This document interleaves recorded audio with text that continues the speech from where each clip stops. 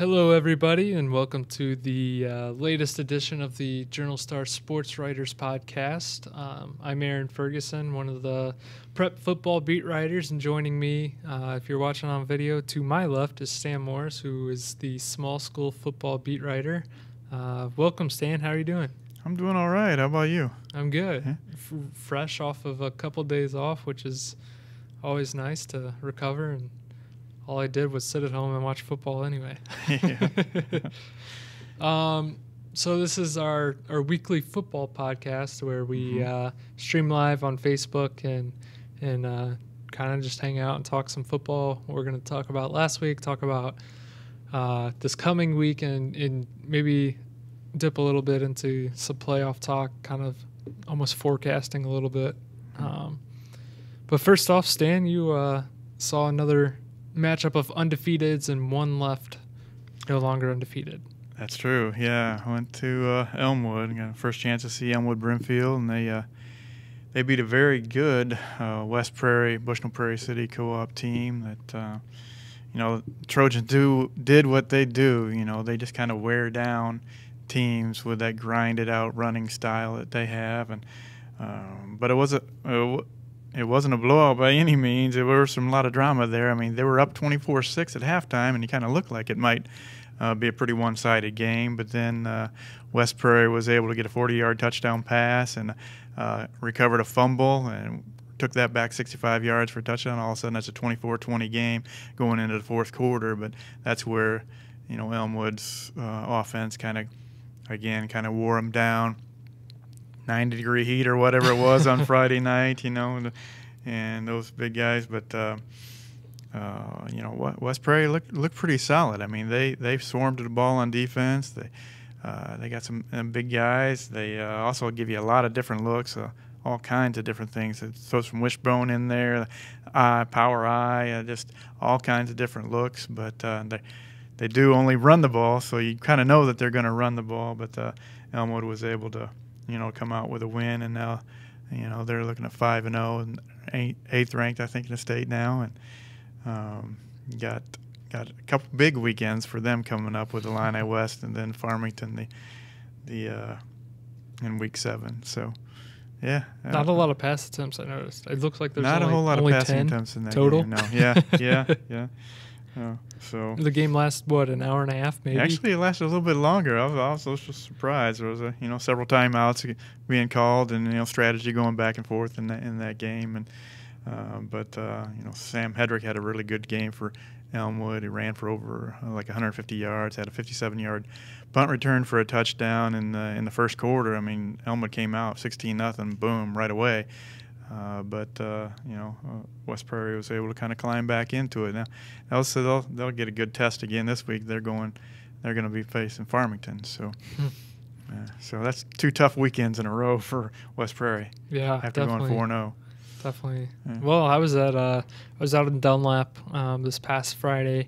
They had it was an interesting matchup because Morton and Dunlap are both undefeated coming in, both 4-0, which hasn't happened in over a decade. And the last time Dunlap was 4-0 to start the season, I wasn't even alive. So, which is kind of weird to think about. But I mean, there was a lot of excitement, I think, not only just between the two fan bases, but in the area, just to see different teams having some success early on in the season. And I expected it to be, I expected Dunlap to win because their defense is just so good, and got a chance to see their front seven, which I think is probably, they've got to be the best front seven in the area, just with 2 athletic, big defensive ends, sealing the edge, and then you feed into Charlie Mangieri, who, is a linebacker and going to go play football at Northwestern. That's a good recipe for success. And then they've got, height and speed in the secondary too. So Dunlap's defense really, really does a good job of just getting pressure on you and bottling things up. And it was interesting, I think, Morton, who just was running all over teams, this new read option rushing attack. They had Nolan Donnell and Bradley Getz, the quarterback and running back, who coming into the game had 1,406 yards rushing, and I think they only combined for 139 or something like that, and 120-ish were on 2 touchdown runs. So that really shows you how good this Dunlap defense was against Morton. The Potters struggled. They didn't get a first down until roughly 16 minutes into the game. So that's, close to the middle part of the second quarter. Just struggled to move the ball and kind of allowed Dunlap to control field position and get some early scores and just build on that confidence. Dunlap's Miles Burke, I thought, the quarterback, he had a really good game. I think quarterback was a question mark coming into the year a little bit for Dunlap, losing Harlan Mitchell and even losing Hunter Mitchell at running back left. Those were their 2 biggest question marks, I think, coming into the year. And obviously Luke Benioff has played very well, but Miles Burke was impressive. He threw a couple of really good fade routes and really proved that Dunlap isn't just a one-dimensional offensive threat. They can throw the ball too. So yeah, that was pretty impressive. I know Morton fell, I think, from 6th to 10th in 5A in the rankings that came out today, and today's Tuesday, by the way, if you're listening to this later on. And then Dunlap held strong at 4th, and this coming Friday they'll travel to 6th-ranked Washington for another big game. But we'll talk about that a little bit later. Stan, what else happened on the small school side? Well, you got Princeville continuing to roll again. They got off to a really slow start, actually. They didn't even score a point, I don't think, in the first quarter. Come back and score 28 in the second quarter, and they win 48-0 against United. They've now scored teams 270 to 22. I know 270 isn't anything to Peoria High, but the Peoria High and Dixon are actually the only teams that have actually scored more in the state than Princeville has, and they've only given up 22 points, which there's only a couple teams that have given up fewer than that in the state as well. So, they set up a showdown for them coming up this weekend with Anawan Wethersfield, and we'll talk about that later, about what that happens with the LTC. But, they again just ran the ball hard, and Adam Snedden, another big game for him. They looking strong on both sides of the ball, but they'll kind of see, because they haven't had the strongest of schedules to start the season, and they'll certainly see exactly where they are when they go to Anawan Wethersfield this weekend. And Farmington again, they moved to 5-0, unbeaten. Hayden brought another big game for him. He threw for 240 and 4 TDs, and then ran the ball only 2 times. Ran for 115 yards and 2 touchdowns. And they won big, 58-3 over Havana, right? Yeah. And they moved to number 2 in Class 2A now. DMAC being upset, and maybe I'll talk about that in just a little bit too. But that's kind of one of the surprises actually on the small school side was that game, DMAC and Fisher. DMAC at home, and Fisher was 2-2 coming in, but their other 2 losses were to Gibson City Melvin Sibley, which is a really strong team, and to Fieldcrest also, which is another good team. So Fisher was able to kind of control the clock and run the ball and keep DMAC's offense off the field. DMAC only had like 200 yards rushing, which is the least that they've had all season. And they had a few tough penalties, had a touchdown called back, which could have decided the game too. And they had turnovers. They hadn't turned over the ball all year, and they turned the ball over 3 times. And those kind of things are what makes a difference in a tight game, obviously. And so now DMAC is at 4-1 now, and so that were some of the things that happened on the small school side. I mean, IBC went on the road to Prairie Central. They were right there, had a chance. It's 12-7 game. They were knocking on the door about the 20-yard line, and about 2 minutes left to go in the game, but they got stopped on a 4th down play, and couldn't get that one in to win. Tremont lost a heartbreaker, a double overtime game, 38-36 to Ridgeview. Again, they kind of keep making some steady progress each time. Their quarterback, Logan Flederer, threw for 140 yards. I think that's a season high for him. Ran for 3 touchdowns.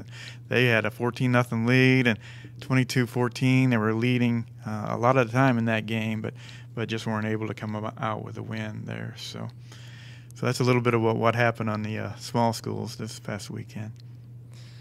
Yeah, I think Peoria High is probably the easiest one to talk about. Obviously, they've had a couple of thrillers this year, but this past Friday wasn't so much a thriller this time around. Against Bloomington, it was kind of a back and forth game. I think it was, back and forth in the first quarter, and then Peoria High kind of started to use that tempo to their advantage and start to pull away a little more in the second and in the third. I credit Bloomington because they kind of hung with them for a while, but Peoria High pulled away for a 94-54 win, and the score, 94. yeah, 94. I predicted that score to be 92-72. Right. And the reason I did that was because it was 2 points combined higher than the Notre Dame Peoria High score to set a new state record for scoring, which didn't happen. But I guess I was close to Peoria High score. Right. But they scored 58 points in the first half. Let that sink in. They were on pace to score over 100. The running clock kind of stopped them. Get up by 40, they wind the clock pretty much the entire time unless you score, I think, or call a timeout. But I think it's just unreal how talented that offense is. And then, the defense kind of proved themselves a little bit. Yeah, they gave up 54 points or whatever, but the second quarter they only gave up 2 touchdowns. The third quarter 8 points. The fourth quarter 12 points. So really, when you consider the fact that they're playing double the amount of plays, that's pretty solid. I think they had maybe 7 defensive stops or turnovers. So it seems like they're figuring some things out on defense. Let's see, Washington kind of handled Limestone 55-20, something that was kind of expected. Coach Crouch was able to get the twos, as he calls them, the second stringers, some experience, which is something that they've really been trying to work on. Richwoods went on the road to Normal Community and struggled. Normal Community's number 4 in 7A. Just a really, really good football team. Tough loss for them. They've got a big game coming up against Notre Dame.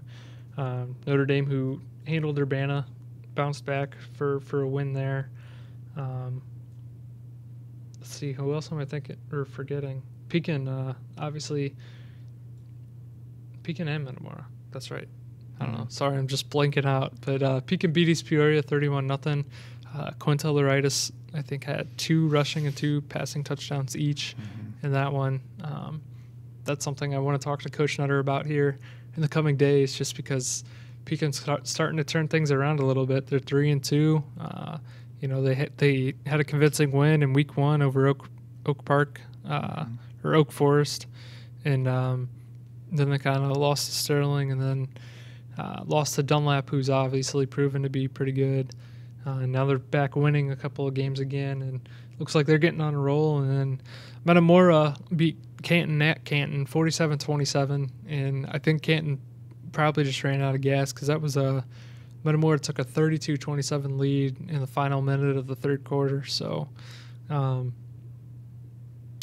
Canton's got their backs against the wall. I think now they're sitting at 2-3 after 2 weak non-conference wins against Charleston and Macomb, who are combined 1-9 right now. So we'll see. They still have East Peoria and Limestone ahead, but then they have to win against either Dunlap, or they could win both against Dunlap or Morton just to get to 5 wins and then rely on playoff points, which they might be all right. But, what are you looking forward to this week? Well, the biggest game to look forward to, I guess, this week on small school side would be, Princeville going to Anawan-Weathersfield. Anawan-Weathersfield is what are they ranked? 7th, I believe, in 1A. Princeville, I've already mentioned what they're doing. Anawan-Weathersfield brings they just bring a solid all-around kind of. They don't have one of the superstar kind kind of players that's just going to rush for 300 yards or whatever. But they have Ben Burrish, who was an All-Stater at linebacker and a tight end. But they have a quarterback in Zach Van Oppendorp.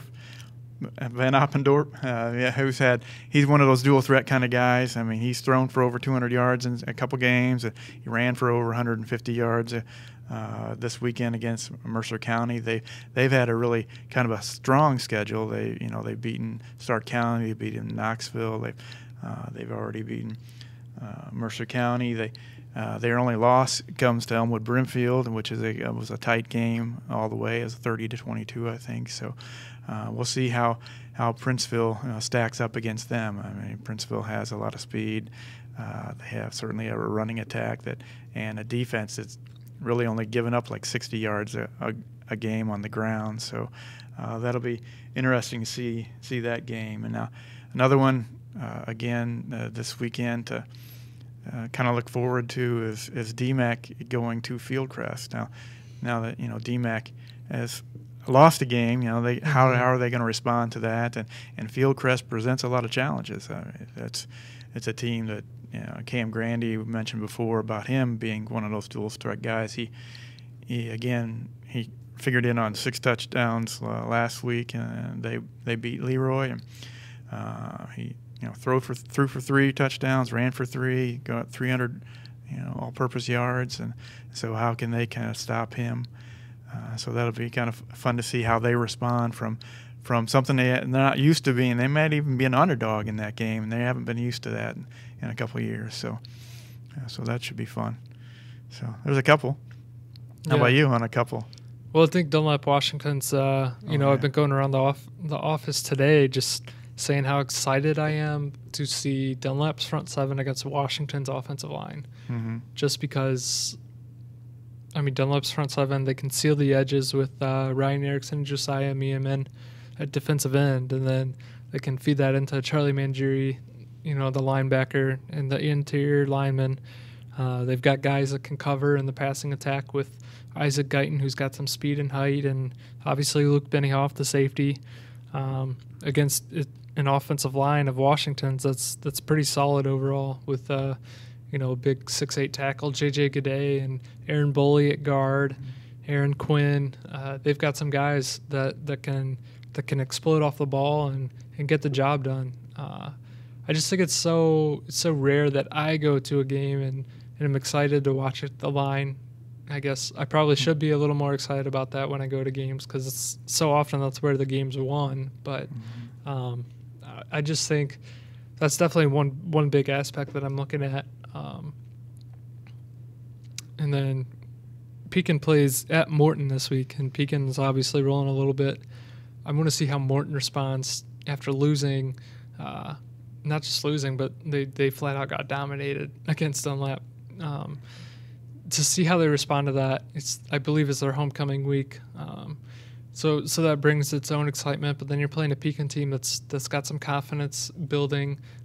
They're rolling a little bit, but Pekin likes to throw the football. They like to throw the football and they like to spread it around. And I don't know how Morton's gonna compensate for that to defend against the pass. I imagine probably quite a bit of zone coverage and some rallying to the ball, some gang tackling. I think that might give them the best shot to win. But I want to see how they cover against the pass. I think that's going to be a huge factor of whether or not they can topple Pekin and bounce back. And then I think at Peoria, at Dozer Park, the good old Shamrock Classic returns this week. Yeah. Richwood's at Notre Dame. I think that's going to be a really exciting game between two schools where I could see the winner possibly making the playoffs and the loser possibly not. I think Notre Dame comes in at 2-3 and Richwood's 3-2. And it's all about, the future schedule and whatnot.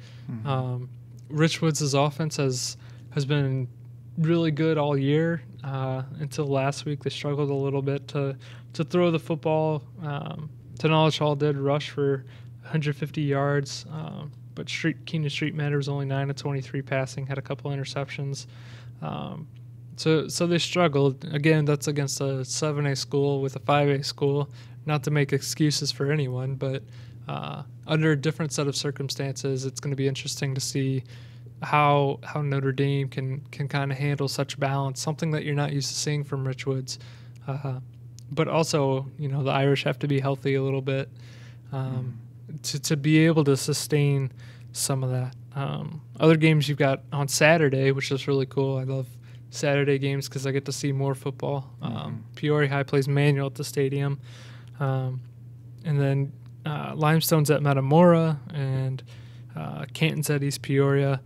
And I think that Canton at East Peoria game could be interesting just to see, can Canton cover the pass, which is what East Peoria has been doing more this year than last, as they throw the ball a little bit more. But also see how they respond to, losing. They're 2-3, coming off of a year last year where they went 10-3. So to see how they respond to that, I think this week will be telling, and really they're going to have to win if they want a shot at the playoffs. Mm-hmm. Yeah. Some Saturday football. And it won't be 95 degrees, I don't think, this week Saturday, though, right? No, yeah, or even Friday. I think it's cooling off. Yeah. Maybe around like 67 around kickoff time. Yeah. A little more normal. Yeah. All right. What do you think? Pick some games or not? Pick some games? Yeah. Yeah, we can do that. Alrighty. For sure. Who you got, Princeville or Anawan Wethersfield? Princeville or Anawan Wethersfield. I think I'm going to be leaning more towards the home team on that one. It's certainly it's one of those things that where Princeville hasn't really been tested this year. Anawan has, and they've got that experience from what they've done in the past, and being semifinalists, got a lot of games under their belt, big games under their belt, and maybe Princeville hasn't been in those situations yet before. I think they're talented enough to make it a very competitive game, and it could go down to the last bit there. What Anawan needs, can they kind of handle that speed that Princeville has, and can they slow down the rushing attack, and can they get their playmakers out in space to be able to work around what Princeville has defensively. So, but I think that Anawan Wethersfield can probably pull one out. Maybe I'll go by a touchdown, maybe. So yeah, I think people would probably know a lot more about Princeville after this week with the tough test, Yeah, you'll finally see exactly where they are, and they just almost cracked into the top 10 this week. I think they're sitting at 11th, first one among the votes, and Anawan is 7th, and pretty traditionally there. So we'll see what happens on Friday night. It's only I think it's like a 40 minute drive. It's not like a major road trip for them. One has a major road trip would be Elmwood. They go like almost 2 hours basically to Illini West, and I was talking to Coach Hollis, and he's actually kind of excited to go to Carthage and play against Illini West. Carthage with all that history and all that they've had. But I think that Elmwood probably has a little bit too much for Illini West too, and I would give Elmwood the edge on that one. But Illini West bounced back, and they beat Peoria Heights this past Saturday. Peoria Heights showed some things too in that game. So, but with Elmwood taking that road trip, I still think that Elmwood has enough to be able to take that game and win that one. And then you have DMAC trying to respond while at Fieldcrest. Yeah, that's going to be a tough one for them. At the beginning of the season, you would think that that wouldn't be maybe because of just what DMAC has been able to do, and Fieldcrest just continues to get better and better. They only have the one loss, and just to Eureka, and that was a game that could have gone either way too. They could have won that game and be sitting at 5-0 going into it. So it's going to be tough to see how DMAC can, like I said, kind of contain Cam Grandy a little bit, and if they can get their offense rolling again and kind of do those sustained long drives that can kind of keep keep Fieldcrest off of the field and be able to respond from maybe taking a hit that they weren't expecting to last week. But I'm going to bounce that one back probably all week long. But I'll go with DMAC responding and getting the win as of Tuesday. We'll see what happens by Friday or by Thursday. Let them sleep on it a little bit. Yeah. So, yeah, that there. And let's see, we got Eureka, homecoming game for them against Ridgeview. That's one I didn't talk about earlier. They have to respond to a loss too. GCMS just is a really strong team. Eureka had a couple turnovers early and kind of fell behind. It's 27-0 at halftime and just couldn't recover from that. And shows really how good that GCMS team is. I think they're third ranked now in the state. And so can Eureka bounce back, and can they show? I think they will be able to, and they'll be able to get the win against a Ridgeview team that is improving. Again, they're a team that's struggled in the last few years, but they played DMAC pretty strong earlier in the year. They're coming off a big win against Tremont that they were able to win in double overtime, so they got a little momentum. But Coach Bachman is hoping that just the thought of his senior class and their final homecoming game, just responding and having a really good game. So I see them coming out with a win. Yeah, I think sliding over to Dozer Park, which is such a unique, I think, just atmosphere to be a part of. I think that's cool that last year they had Peoria High, this year they have Richwoods, getting city schools in there to give them an opportunity to enjoy that experience. But I think Richwoods is going to bounce back this week.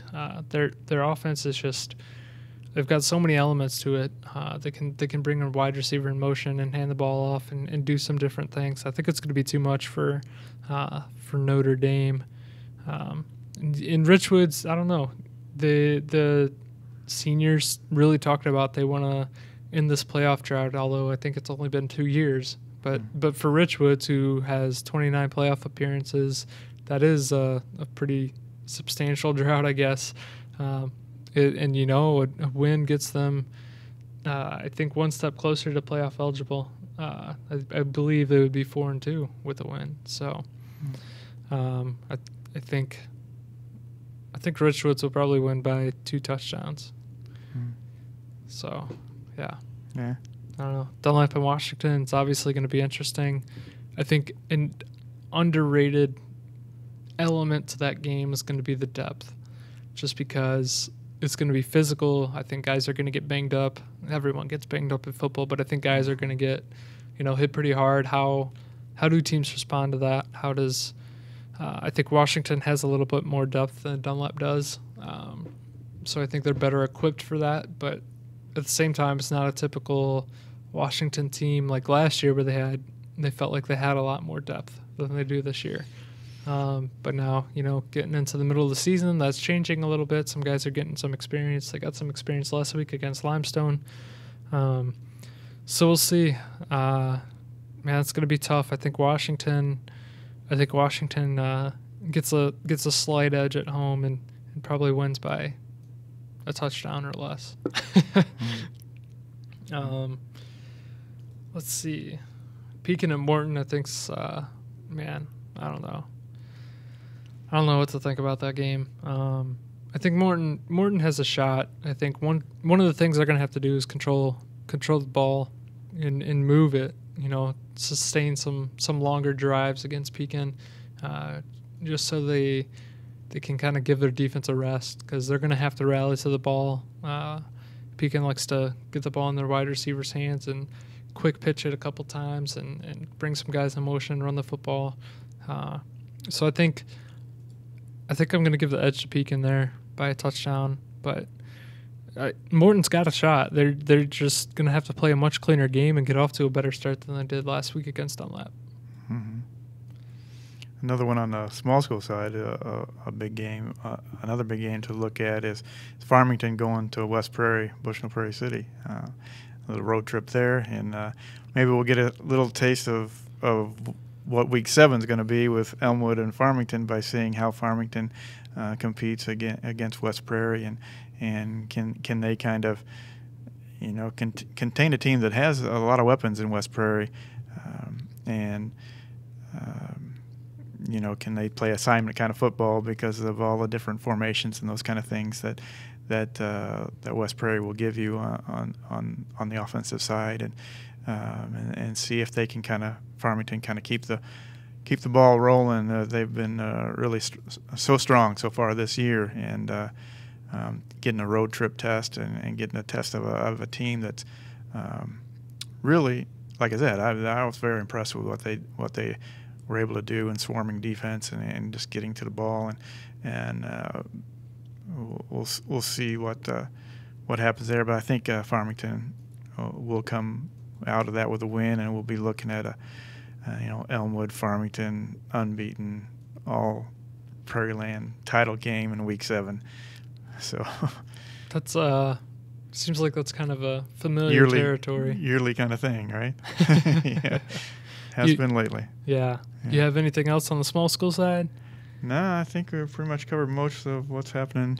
This coming up, and what happened this past weekend. So still continues to get better. We're getting into that playoff type picture. We got some teams that have already are playoff eligible at 5-0. Some teams, those teams can clinch berth this weekend, and then we've got some teams that will become playoff eligible this week. So now we're getting to kind of start to talk about playoffs a little bit.